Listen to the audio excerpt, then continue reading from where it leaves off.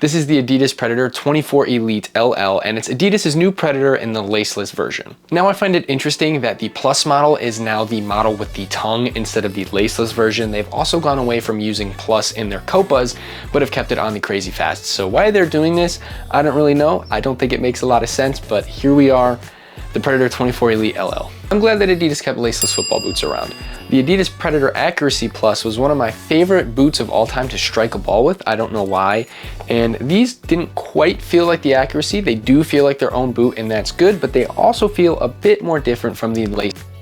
Now we're gonna jump into the sole plate. This sole plate is called the Control Frame 2.0 sole plate. I just talked about it on the Predator 24 Elite laced version, and I do think it's a rather nice sole plate. Now, where this boot really underperforms is when you wear it on turf, in my opinion. These studs on the Control Frame 2.0 are just a little bit too long to really be wearing on any turf pitch that isn't jam-packed with rubber pellets. I just felt that it sticks a little bit too long. You can really feel like you're slightly elevated, so when you're cutting, turning, whatever, you feel a little bit more stress on the boot and your feet. And I did notice that my knees, my ankles, some sections of my feet did feel a little bit more stressed out and a little bit sore after wearing these boots on turf. I even wore them on a less than ideal turf pitch just because I wanted to wear these so I could get this review going, and it wasn't great results. I really just felt like it's just too long, and this isn't an aggressive sole plate, but with these studs being so long, it makes it feel aggressive on turf. Now with these triangular studs, I think they would do a great job on a grass pitch, and hopefully soon in the next week I'll be able to start wearing the Preds outdoors and really get a feel for this sole plate and what it's intended for. But just keep off turf if you have this. I also mentioned in the last video that the Control Frame 2.0 has two different sections. It is very, very visible on a non-pair of blackouts, where you have this red section up here and then down here. Those are just two different pieces of plastic that have been molded onto this boot, and it's supposed to help with reinforcing the overall structure of this sole plate, which is actually kind of funny. Now, I never think that's a good idea because adding more pieces to a sole plate is just going to leave more room for it to break, not work. Something wrong is going to happen. But what makes this funny is I've seen 5 or 6 posts on Instagram, and I'm gonna put up as many as I can find right now, of this sole plate cracking on the Predator 24 Elite. I've seen it on the laced version, the tongue version, and some of the boots I'm just not sure if they're laceless or not, so maybe they got lucky. Now, I was told this was a quality control issue and something that's not happening that often, but I can guarantee you it is, and for the amount of cracked sole plates photos I've seen, there has to be 5 to 10 times to 30 times what's going on there. So you're talking about potentially thousands of sole plates cracking,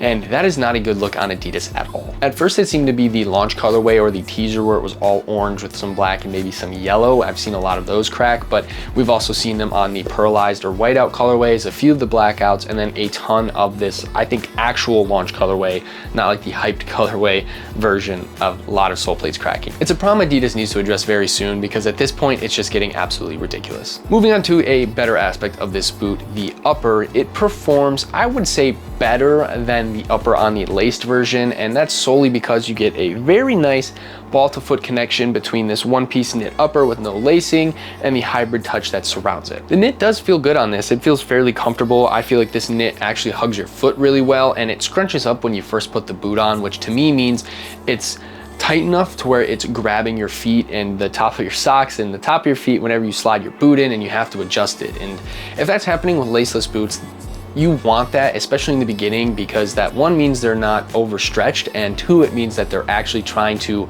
wrap your feet versus just having the elastic knit upper just there. The overall sensation of that Hybridtouch 2.0 upper is fantastic. It feels almost like leather and is very, very soft, and I think they've done a good job at maybe not marketing it as a synthetic leather upper, but it definitely feels something close to leather. Not quite as good as, I would say, the Nike, whatever the Tiempo 10 is made of. The Nike Fly Touch Plus, sorry, I had to look that up real quick on a pair of these boots over here, but it does the job, and overall, I am impressed after the laced and laceless versions of this Hybridtouch 2.0. For the strike skin rubber elements, I wish it coated the entire upper of the boot, not just the medial or inside of the boot, but it's what they gave us. It does okay. I don't feel like it's the most, how do I put this, the most grippy element. I think it just, I don't know if they're not long enough, if there's not enough of it, but I really don't feel like whenever I really try to whip a ball in that it's making much of a difference with this rubber element. But nonetheless, it is cool, and it is cool to hear the rubber elements when you're striking a ball. I just don't think they're actually gripping it that much. And we're just gonna roll this right into comfort. I felt like this boot, for the most part, was comfortable. The knit upper, like I said, felt great on feet. It felt like you really get a good connection. It hugs your foot well, it's not stretched out. The heel tab has nice padding. The padding doesn't go all the way down the Achilles or to the back of the heel.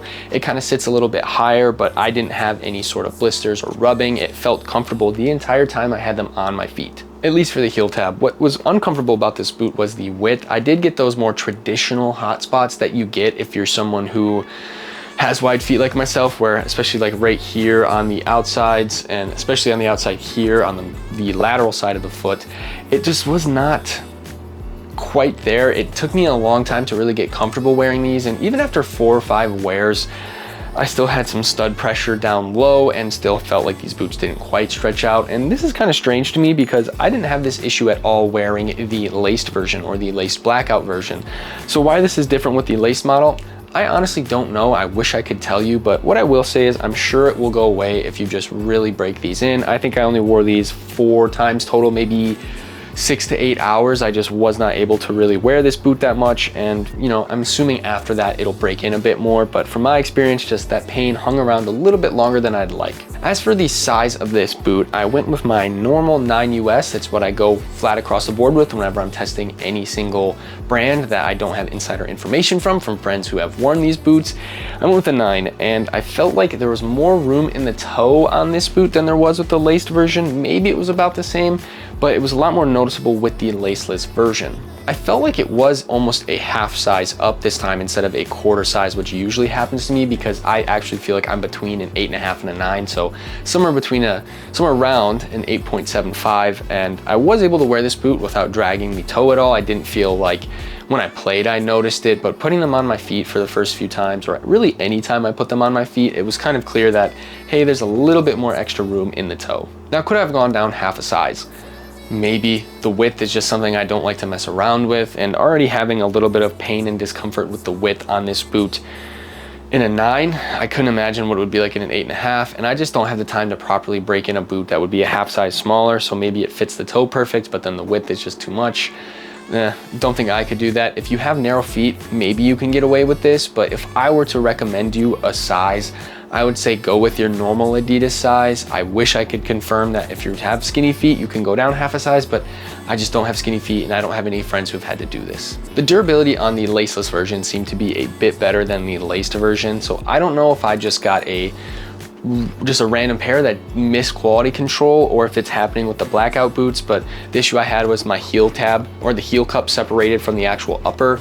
Didn't have that problem with this boot, and even pressing down really hard, I can't get any sort of real separation, which is good. That means that the glue is doing its job. It's holding in place, because this is not stitched in like a lot of handmade leather boots are. It's just glued in and probably heat gunned or something, or some sort of heat system that just kind of helps the glue melt and then hold. And no real separation along the sides here or in the toe box. I did have a few people DM me on my Instagram page, Halt's Boots, that they've been having an issue with the toe box separating on their pairs, but luckily for me, didn't have that issue. And I think I also am one of the lucky guys who didn't get a pair of boots that cracked. So far, the sole plate has remained intact on both pairs I have. Now, I haven't worn the other pair yet, but the rate that these pairs are breaking is absolutely insane. And I mentioned that Adidas smashed it out of the park when they marketed this boot, but I think they're getting very, very lucky that a pro hasn't posted a photo of them snapped in half yet, because I'm sure it's happened to somebody in the Premier League, the Bundesliga, somewhere in the top 5 leagues that they've had a sole plate snap.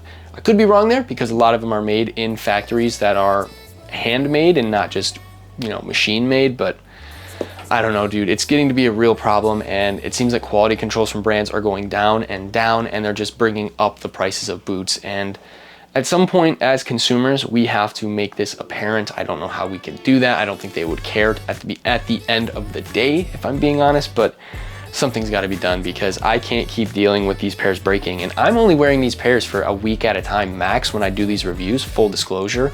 And that's just so I can get a decent feel for these boots and give you a review I feel comfortable giving with the information I've learned. A lot of you guys are buying these boots to be your boot for the season, or maybe your game pair, or maybe it's the only pair of boots you have, and that's totally fine. But nobody wants to buy a pair of boots. You save up all your money or you spend $200, $300 on a pair of boots and they rip right away.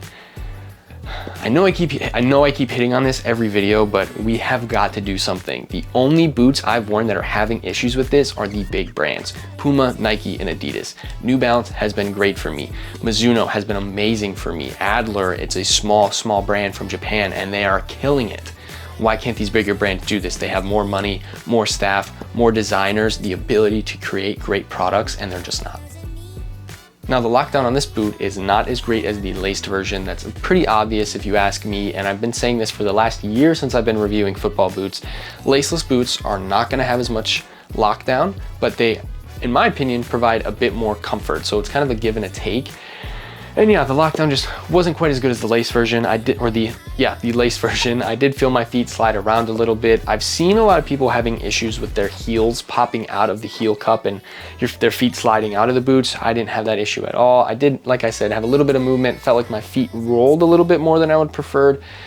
But at the end of the day, I don't think you're gonna slide out of these. And you know, if you're a more aggressive player, you're making a lot of cuts, that might be something you wanna be aware with. I'm not doing 1v1s every single day, every single second of games. I'm just not that kind of guy. So that's not the experience I get when wearing these. But from what I've seen, I don't think your heels are gonna slide out if you have the proper size, or like me, the as close you can get to proper size. So that's my full review and opinions on the Predator 24 Elite Laceless, or LL.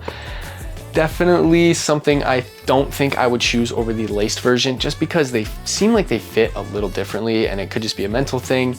I did like how the upper felt, the Hybridtouch, is doing a fantastic job, and these strike skin elements could be a bit better, and durability is better on this pair, but I don't really know. For me, I think I'm gonna go with a 7.9. It's a C+, almost a B-, but I think I just need that fit to be a little bit better. It's really hard for me to play with boots that I don't feel fit my feet properly, and the comfort as well. I don't know why I had so much discomfort on the sides of my feet with this pair when it's very, very similar to the laced version. And honestly, I thought that this would be more comfortable, because usually laceless boots are just overall more comfortable and provide a better fit because you don't have all those laces, but for some reason this pair didn't. So 7.9 out of 10, that's my full review.